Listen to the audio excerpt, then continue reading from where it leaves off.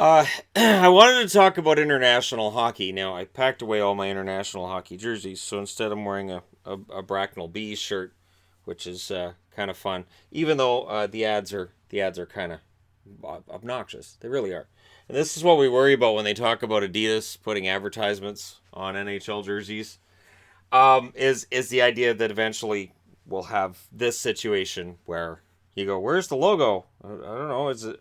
We're the Subways, right? No, no, we're not the Subways. Or like the Vancouver Bells. Oh, sorry, you mean the Whitecaps? It just says Bell across their chest. Anyways, I wanted to talk about international hockey because I will admit there are Canadians, not a lot, but there are Canadians who believe that it is our game. We are destined to win everything that is everything to do with hockey, and that other countries can't touch us. And the problem is the numbers just show us that's not true.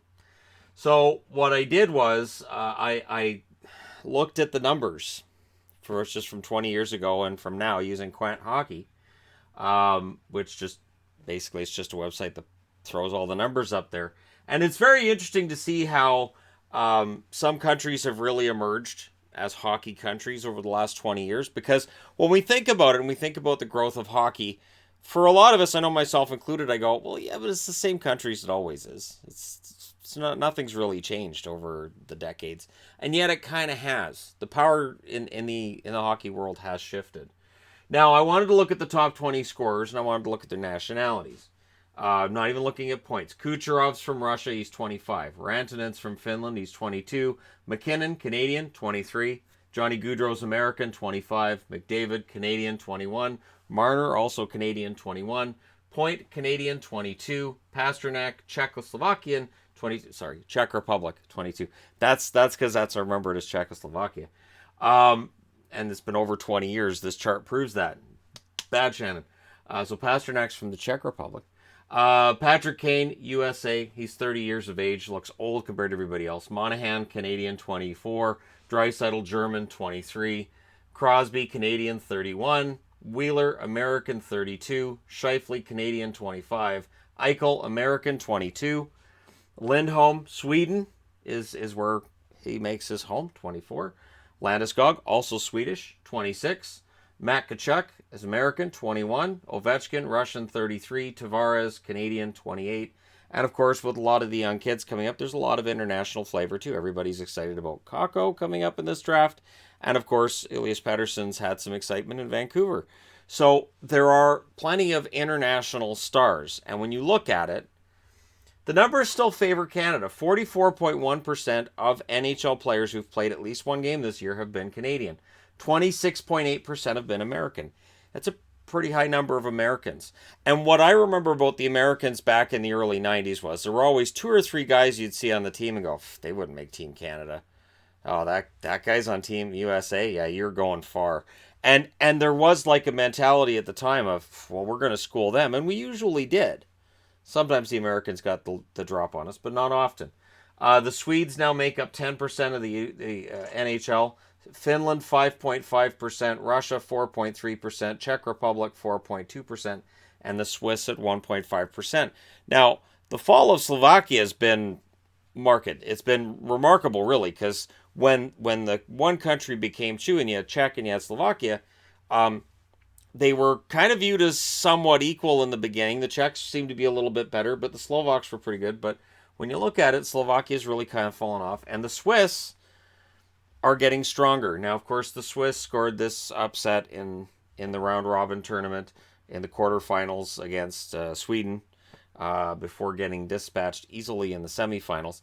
But that's coaching, too. And what kind of gets lost in all of this is that the players, there's a tightening up of who the best country is compared to everybody else.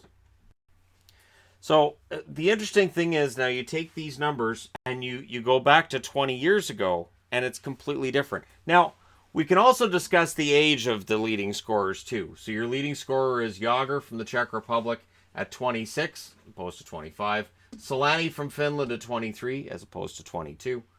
Korea, Canadian, 24 as opposed to 23. Forsberg's from Sweden, 25, same. Yashin, or Sakic's Canadian, 29 as opposed to 21.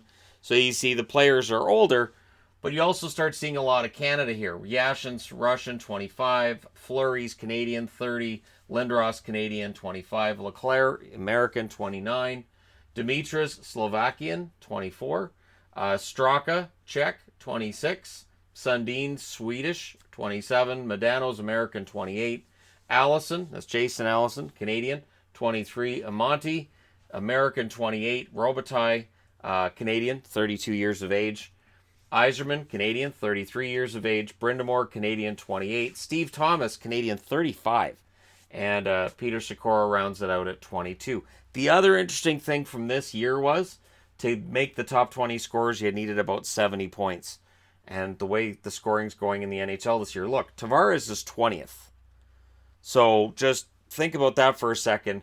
Compare this list with this list from 20 years ago, and you see it's much younger. There's a lot more scoring. I know it's only halfway through the year, but still there's a lot more scoring. So that's a remarkable difference, but that's for another time.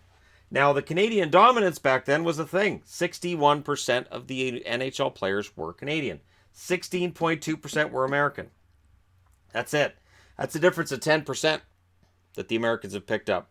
And it's not just that there's more Americans. It's that their national development team program has been so successful. A program that when it started, nobody made a whole big stink about it. Nobody thought it was going to do a whole lot of anything. It was just sort of, oh, the Americans are trying again. Good for them. But it's working. And they're developing some of the greatest prospects in the game.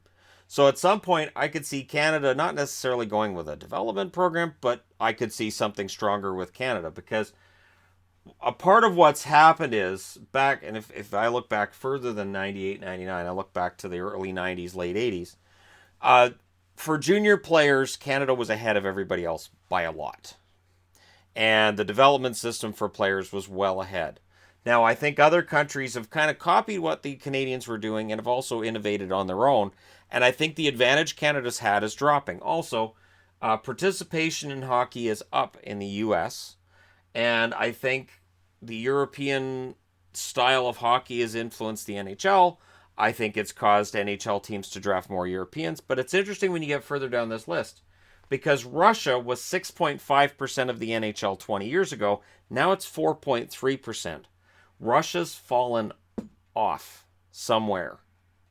And it's funny because your number one scorer right now in the NHL is Nikita Kucherov, and Alex Ovechkin is possibly the greatest goal scorer of all time. So I'm not saying that they're not still creating stars. I just mean the number of Russian players coming over and playing the NHL has dropped from 6.5% to 4.3%. Now Canada's has gone from 61% to 44%. Czech was 5.8%. Now they're 4.2%. Sweden was 4.6%.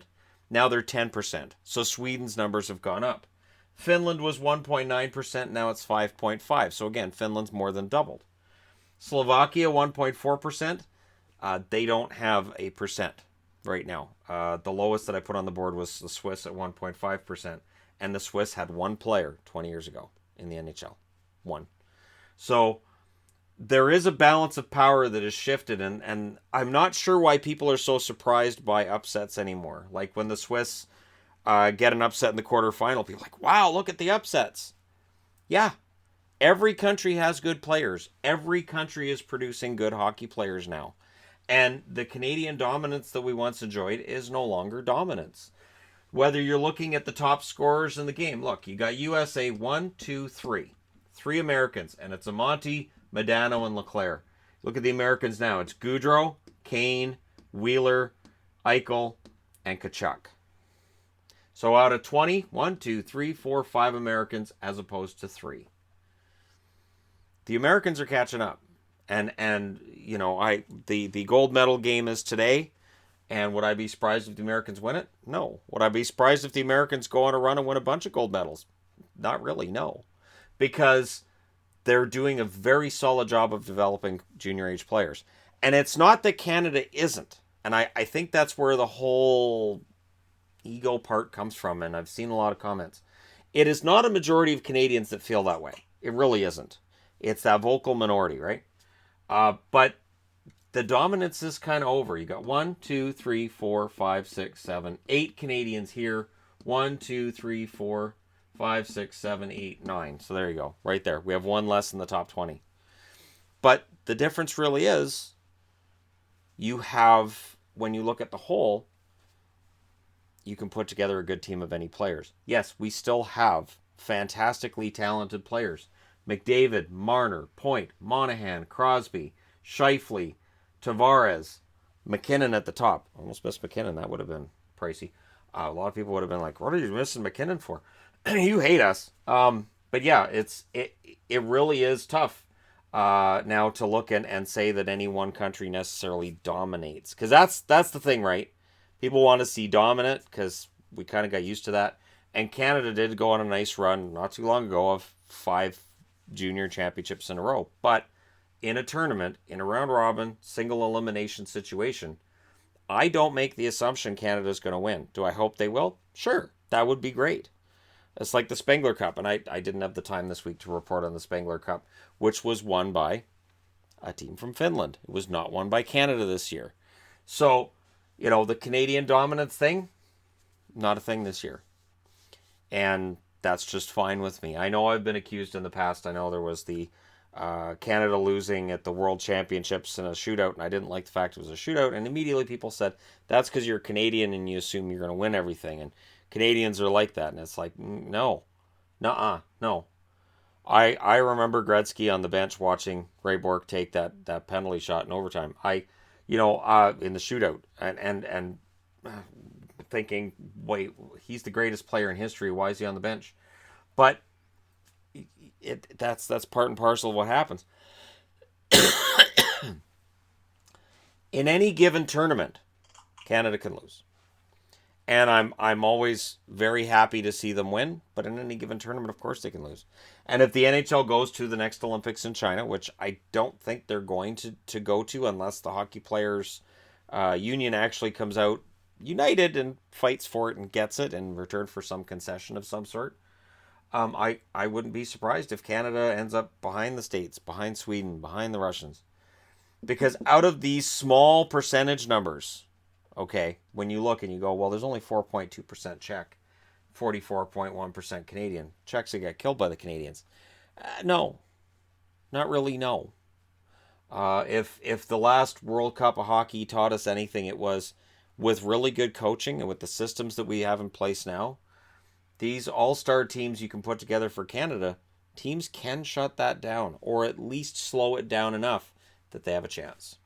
But there you go. So 20 years ago compared to today, are the Canadians still the country with the most NHLers? Absolutely. Is that number shrinking every year? Yes. Do I see a time where there could be more Americans in the league than Canadians? Yeah. You have a country in Canada which has a little over 30 million people. You have a country in the States that has 300 million.